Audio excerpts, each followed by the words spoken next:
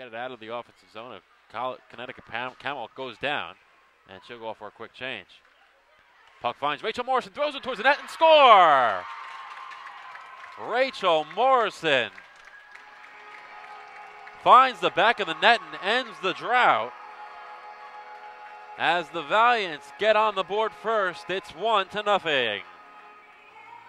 Manhattanville very sloppy with the puck right now in their own end. Taylor tries to get it up ahead, but again, it's a soft pass and it's intercepted by Connecticut College. Here come the Camels once again. Shot, score, top shelf. Short-handed Caroline Corbett. Great effort to steal the puck away from Manhattanville.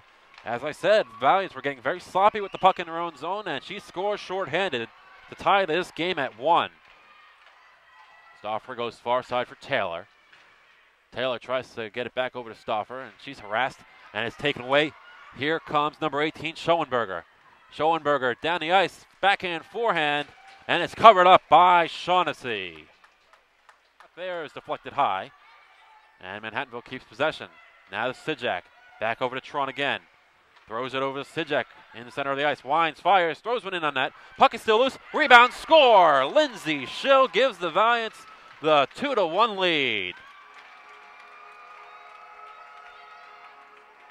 5-on-3 power play goal for Lindsay Schill puts the Valiants up 2-1.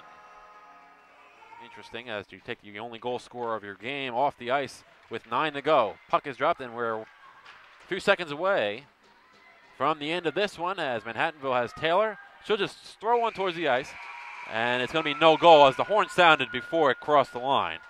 But either way, Manhattanville comes away with a 2-1 victory here and snap their 3-game losing streak, a much-needed victory for the Valiants as they head into conference play.